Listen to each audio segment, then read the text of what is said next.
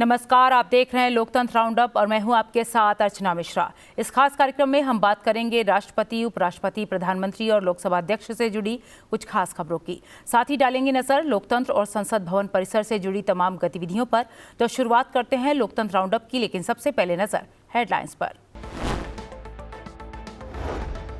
राष्ट्रपति का lady Hardinge medical college के 107वें वार्षिक दिवस और दीक्षांत समारोह में संबोधन। कहा, चिकित्सा क्षेत्र के लोगों से नैतिकता और जिम्मेदारी के साथ काम करने की उम्मीद। मेडिकल साइंस में आए क्रांतिकारी बदलाव की तारीफ। मिजोरम विश्वविद्यालय के 18वें दीक्षांत समारोह में उपराष्ट्रपति का संबोधन। कहा, कानून में समानता लोकतंत्र की मजबूती का विशेष आधार। नवी मिजोरम विधानसभा के संबोधन में कहा, विधायिका से कार्यपालिका को जागरूक करने में निभाएं निर्णायक भूमिका। भारत टेक्स 2024 के उद्घाटन के बाद प्रधानमंत्री का संबोधन। कहा, विकसित भारत के निर्माण में टेक्सटाइल सेक्टर का योगदान बढ़ाने के प्रयास जारी। देश को ग्लोबल हब बनाना है मकसद। IIIT कोटा के तीसरे दीक्षांत समारोह में लोकसभा अध्यक्ष का संबोधन। कहा, हर सेक्टर में चुनौतियों का समाधान कर रहे हैं आधुनिक भारत के युवा। छात्रों से हमेशा राष्ट्र को सर्वोपरि रखते हुए निर्णय लेने को कहा। संविधान सदन के केंद्रीय कक्ष में पूर्व प्रधानमंत्री मोरारजी देसाई की जयंती पर पुष्पांजलि। संसद सदस्यों ने पुष्प अर्पित कर नमन किया। लोकसभा राज्यसभा महासचिव भी रहे मौजूद। अब खबरें विस्तार से। राष्ट्रपति द्रौपदी मुर्मू ने दिल्ली के लेडी हार्डिंग मेडिकल कॉलेज के 107वें वार्षिक दिवस और दीक्षांत समारोह में शिरकत की। राष्ट्रपति ने समारोह को संबोधित करते हुए कहा कि आज चिकित्सा विज्ञान सिर्फ इलाज तक ही सीमित नहीं है, इसका दायरा बहुत व्यापक हो गया है। राष्ट्रपति ने कहा कि लोग डॉक्टरों को भगवान मानते हैं, लिहाजा डॉक्टरों की नैतिक जिम्मेदारी है कि उन्हें करुणा और सहानुभूति दिखाते हुए मानवता के साथ व्यवहार करना चाहिए।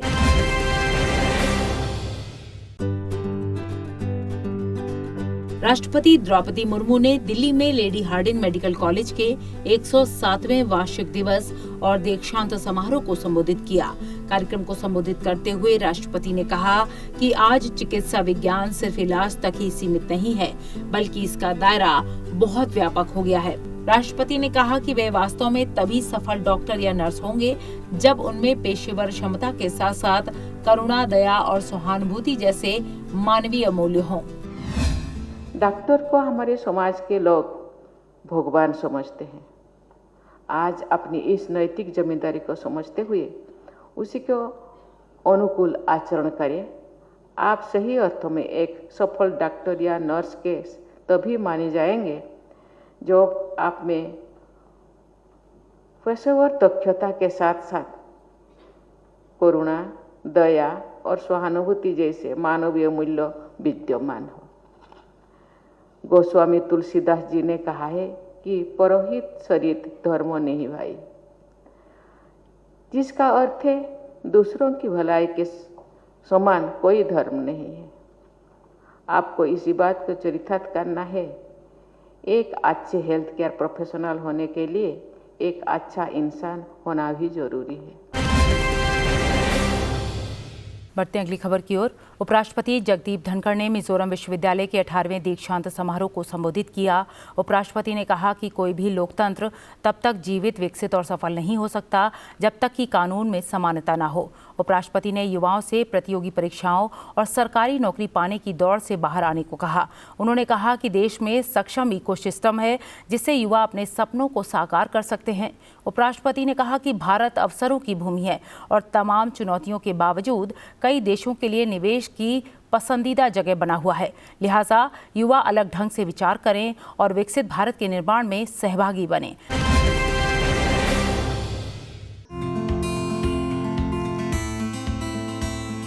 उपराष्ट्रपति जगदीप धनखड़ ने मिजोरम विश्वविद्यालय के 18वें दीक्षांत समारोह को संबोधित किया।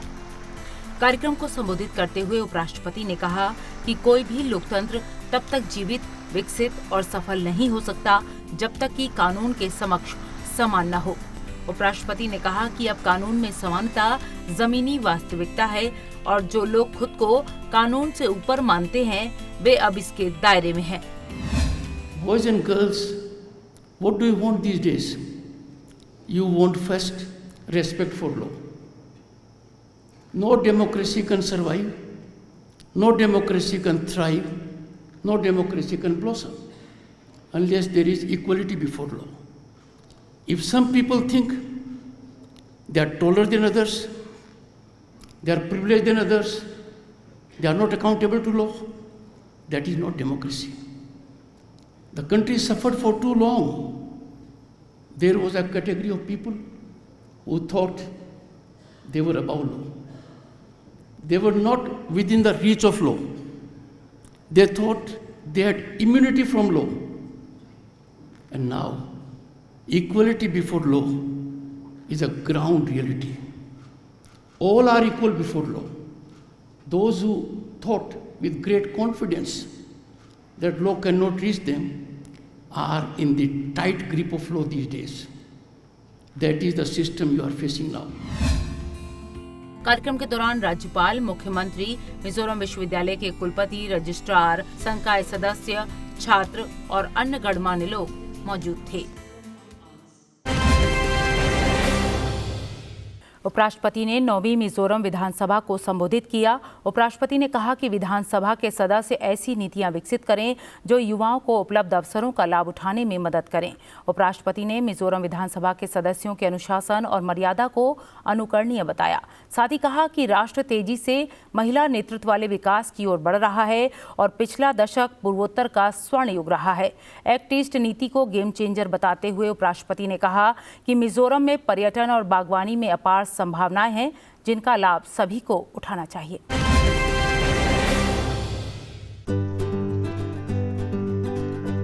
उपराष्ट्रपति जगदीप धनखड़ ने 9वीं मिजोरम विधानसभा को संबोधित किया।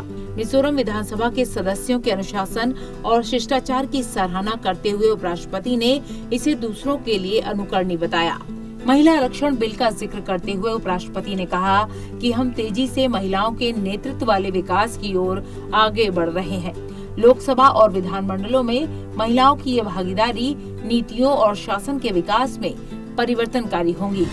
It is a matter of pride that this assembly has, for the first time, 3 women members.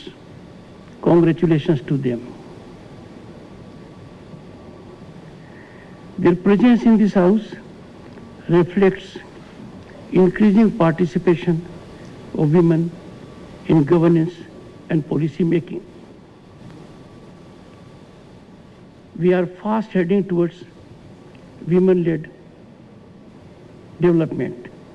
The spectacular performance of our girls on the 75th Republic Day at Kartavya Path was a defining moment and a welcome change. It was their day. कार्यक्रम के दौरान मिजोरम के राज्यपाल, मिजोरम विधानसभा के अध्यक्ष और अन्य गणमान्य लोग मौजूद थे। प्रधानमंत्री नरेंद्र मोदी ने भारत मंडपम में भारत टेक्स 2024 के उद्घाटन के बाद कार्यक्रम को संबोधित किया। प्रधानमंत्री ने कहा कि ये आयोजन वस्त्र उद्योग में भारत की असाधारण क्षमता को दर्शाने का उत्कृष्ट माध्यम है। उन्होंने कहा कि खादी ने भी देश की महिलाओं को नई शक्ति दी है। प्रधानमंत्री ने कहा कि भारत टेक्स के तार देश के गौरवशाली इतिहास को वर्तमान की प्रतिभा से जोड़ रहे हैं।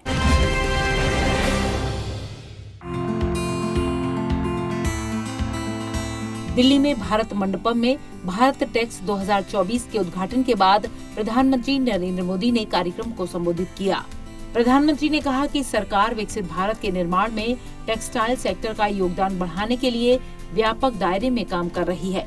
उन्होंने कहा कि सरकार विशेष रूप से परंपरा, प्रौद्योगिकी, प्रतिभा और प्रशिक्षण पर ध्यान दे रही है। विकसित भारत के निर्माण में टेक्सटाइल सेक्टर का योगदान और बढ़ाने के लिए हम बहुत विस्तृत दायरे में काम कर रहे हैं। हम ट्रेडिशन, टेक्नोलॉजी, टैलेंट और ट्रेनिंग पर फोकस कर रहे हैं। हमारी जो पारंपरिक विधाएं हैं, इनको आज के फैशन की डिमांड के हिसाब से कैसे अपडेट किया जाए, डिजाइन को कैसे नयापन दिया जाए, इस पर बल दिया जा रहा है। कार्यक्रम में 3000 से ज्यादा प्रदर्शक, 3500 खरीदार और 40,000 व्यापार प्रतिनिधि भी शामिल हुए। लोकसभा अध्यक्ष ओम बिरला ने अपने संसदीय क्षेत्र की यात्रा के दौरान IIIT कोटा के तीसरे दीक्षांत समारोह को संबोधित किया। छात्रों से संवाद करते हुए लोकसभा अध्यक्ष ने कहा कि IIT और IIIT जैसी संस्थाओं के कारण भारत की प्रतिष्ठा पूरी दुनिया में है। यहाँ के छात्र सामाजिक, आर्थिक और औद्योगिक परिदृश्य को बदलते हुए वैश्विक चुनौतियों का समाधान खोज रहे हैं। उन्होंने कहा कि गुरुकुल पद्धति ने भारत में ज्ञान के साथ भाईचारे की भावना को बढ़ावा दिया और आधुनिक भारत में युवा पूरी दुनिया में नवाचार क्रांति का नेतृत्व कर रहे हैं।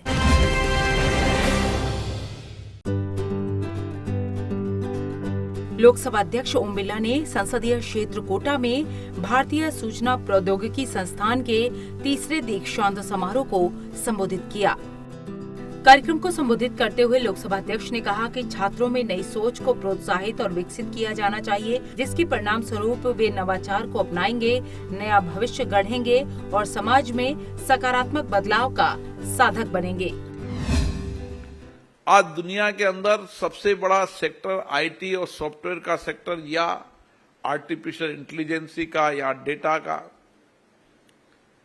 ये आज का सेक्टर सबसे बड़ा सेक्टर है और वैश्विक चुनौतियों का समाधान भी इससे निकलेगा। समाज जीवन के हर परिवर्तन और बदलाव में आज प्रौद्योगिकी का महत्वपूर्ण स्थान है। आप किसी भी सेक्टर में चले जाएं, हर सेक्टर के अंदर आप चाहे मेडिकल में चल जाएं, चाहे एग्रीकल्चर में चल जाएं या रोजमर्रा की जीवन की आवश्यकताओं में चले जाएं, हर सेक्टर के अंदर सबसे महत्वपूर्ण काम आपको मिला है। यह आप सबका सौभाग्य है कि आपको इतनी बड़ी जिम्मेदारी मिलने वाली है, जिस जिम्मेदारी से आप देश की भी और विश्व की चुनौतियों का समाधान कर पाएंगे। लोकसभा अध्यक्ष ने कहा कि ये दीक्षांत समारोह आत्मविश्लेषण, प्रेरणा और नई शुरुआत का अवसर है। इसके साथ ही उन्होंने उम्मीद जताई कि ये दिन उनके लिए यादगार रहेगा और उन्हें समाज और राष्ट्र की भलाई के लिए उत्साह और गौरव के साथ काम करना जारी रखने के लिए प्रोत्साहित करता रहेगा। तो कार्यक्रम लोकतंत्र राउंडअप में वक्त हो गया है एक ब्रेक का। ब्रेक के बाद भी खबरों का सिलसिला जारी है। आप देखते रहिए संसद टीवी। ब्रेक के बाद एक बार फिर आपका स्वागत है। बढ़ते हैं अगली खबर की ओर। राष्ट्रपति भवन के अमृत उद्यान में एक दिवसीय पर्पल फेस्ट का आयोजन किया गया। राष्ट्रपति द्रौपदी मुर्मू ने पर्पल फेस्ट के तहत दिव्यांगजनों द्वारा आयोजित की गई विभिन्न सांस्कृतिक प्रस्तुतियों को देखा। सांस्कृतिक कार्यक्रम के बाद राष्ट्रपति ने दिव्यांगजनों से मुलाकात की और उनके साथ संवाद किया। आगंतुकों के लिए इस दौरान अपनी दिव्यांगता को जाने purple cafe, purple kaleidoscope, purple live experience zone, purple sports जैसी विभिन्न गतिविधियां आयोजित की गईं। पर्पल फेस्ट में 14,000 से भी ज्यादा लोगों ने हिस्सा लिया। बता दें कि भारत सरकार के सामाजिक न्याय और अधिकारिता मंत्रालय द्वारा आयोजित पर्पल फेस्ट का उद्देश्य विभिन्न तरह की दिव्यांगता और लोगों के जीवन पर इनके प्रतिकूल प्रभावों के बारे में जागरूकता को बढ़ाना रहा।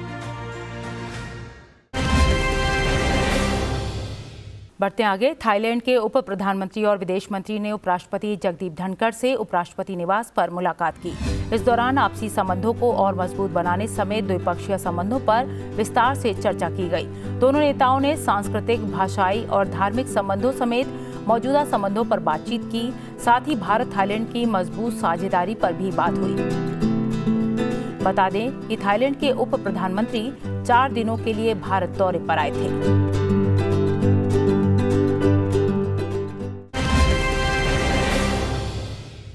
बढ़ते आगे। उपराष्ट्रपति जगदीप धनखड़ ने दिल्ली विश्वविद्यालय के 100वें दीक्षांत समारोह को संबोधित किया। उपराष्ट्रपति ने कहा कि उन युवाओं के लिए अवसर अब सीमित नहीं है जिन पर अपना सर्वश्रेष्ठ प्रदर्शन करने का दायित्व है। उन्होंने कहा कि नीति निर्धारण और तकनीकी विकास में बदलाव के सभी को समान अवसर प्रदान किए गए हैं। उपराष्ट्रपति ने छात्रों से राष्ट्रीय हित को सर्वोपरि रखने को कहा। साथ ही कहा कि भारत की वसुधैव कुटुंबकम की परंपरा के तहत पूरी दुनिया पर अपना प्रभाव कायम करें।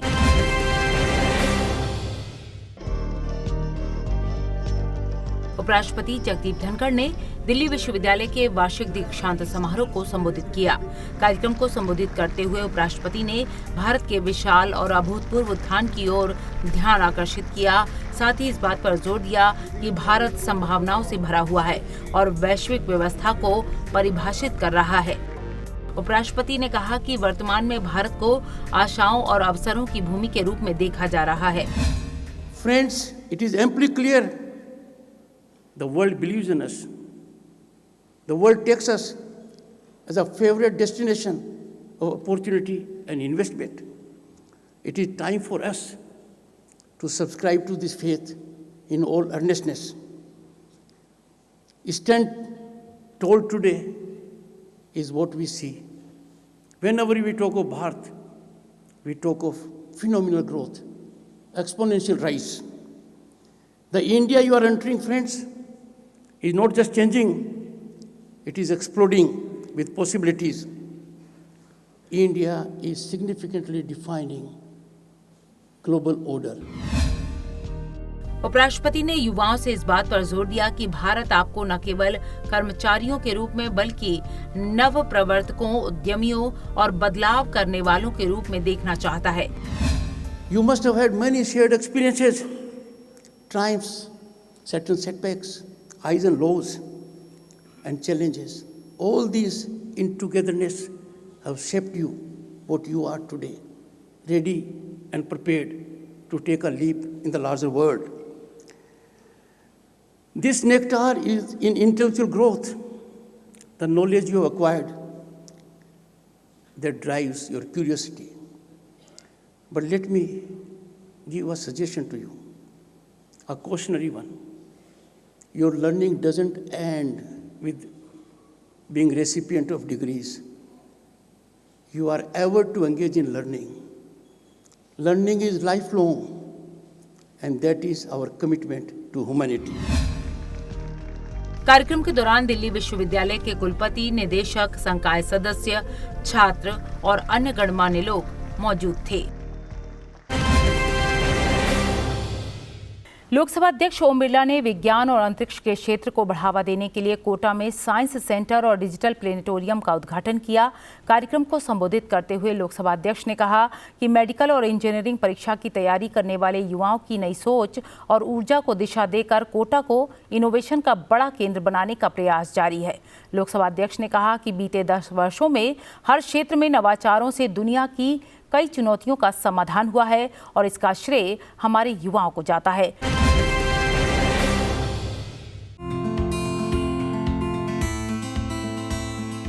लोकसभा अध्यक्ष ओम बिरला ने अपने संसदीय क्षेत्र कोटा में साइंस सेंटर और डिजिटल प्लेनेटोरियम का शिलान्यास किया।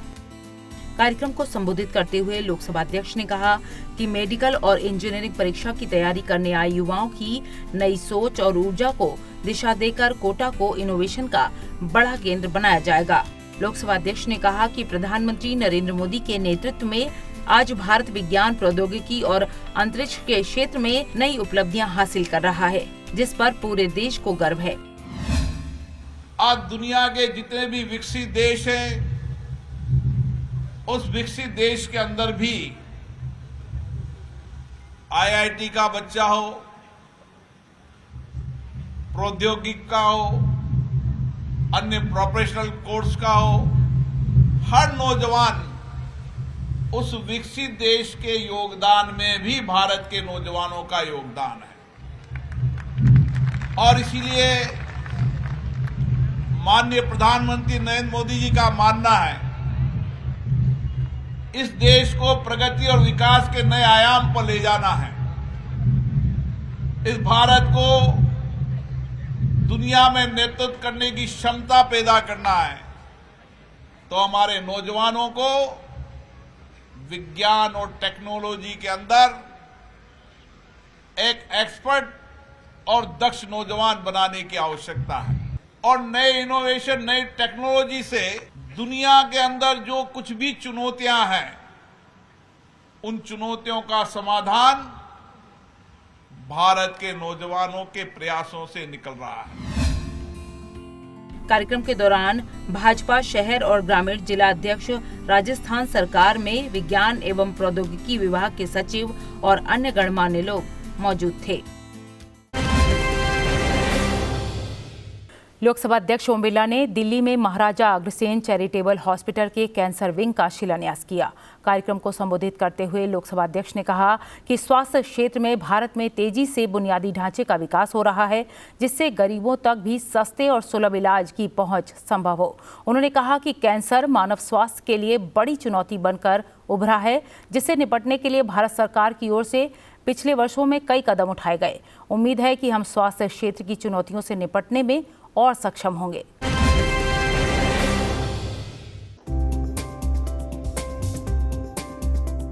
लोकसभा अध्यक्ष ओम बिरला ने दिल्ली के महाराजा अग्रसेन चैरिटेबल अस्पताल के कैंसर विंग का शिलान्यास किया। कार्यक्रम को संबोधित करते हुए लोकसभा अध्यक्ष ने कहा कि नर सेवा को नारायण सेवा मानकर किए गए महाराजा अग्रसेन अस्पताल के कार्यों ने लोगों को सबल और समाज को सशक्त किया है। लोकसभा अध्यक्ष ने कहा कि कैंसर विंग के शिलान्यास के साथ ही Maharaja Agrasen hospital charitable trust ने मानव कल्याण और समाज सेवा के क्षेत्र में एक और महत्वपूर्ण कदम बढ़ाया है। महाराजा अग्रसेन जी का विचार हम सबके जीवन में आज भी प्रेरणा देता है। उस समय की तत्कालीन परिस्थितियों के अंदर उन्हें संपूर्ण देश के अंदर एक दिशा दी, मानव सेवा की, मानव कल्याण की और व्यापार उद्योग के साथ समाज की सेवा की। और उनकी प्रेरणा से ही आज संपूर्ण देश के अंदर अग्रसेन जी महाराज के बताए गए मार्ग पर अग्रवाल समाज के लोगों ने, जहां राजाओं के राज में भामाशाह के रूप में उस देश को बचाने का काम किया, अंग्रेजों के समय आजादी की लड़ाई के अंदर प्रत्यक्ष अप्रत्यक्ष रूप से योगदान दिया और आजादी के बाद इस देश के नवनिर्माण में बहुत बड़ा योगदान। लोकसभा अध्यक्ष ओम बिरला ने कहा कि उम्मीद है कि ये कैंसर विंग अत्याधुनिक स्वास्थ्य परिसर के रूप में कैंसर के प्रभावी इलाज का एक सशक्त माध्यम बनकर उभरेगा। पूर्व प्रधानमंत्री मोरारजी देसाई को उनकी जयंती पर संविधान सदन के केंद्रीय कक्ष में पुष्पांजलि अर्पित की गई। इस अवसर पर संसद सदस्यों, लोकसभा महासचिव उत्पल कुमार सिंह और राज्यसभा महासचिव पीसी मोदी ने उनके चित्र पर श्रद्धासुमन अर्पित किए। बता दें कि 15 दिसंबर 1995 को संसद भवन के केंद्रीय कक्ष में भारत के तत्कालीन राष्ट्रपति डॉक्टर शंकर दयाल शर्मा द्वारा मोरारजी देसाई के चित्र का अनावरण किया गया था। तो कार्यक्रम लोकतंत्र राउंडअप में इतना ही, लेकिन जाने से पहले एक जरूरी बात, आप इस कार्यक्रम को संसद टीवी के यूट्यूब चैनल पर भी देख सकते हैं। हमें आपके फीडबैक का इंतजार रहेगा। अगले हफ्ते फिर मिलेंगे लोकतंत्र और संसद से जुड़ी अहम खबरों के साथ। तब तक के लिए मुझे दीजिए इजाजत। नमस्कार।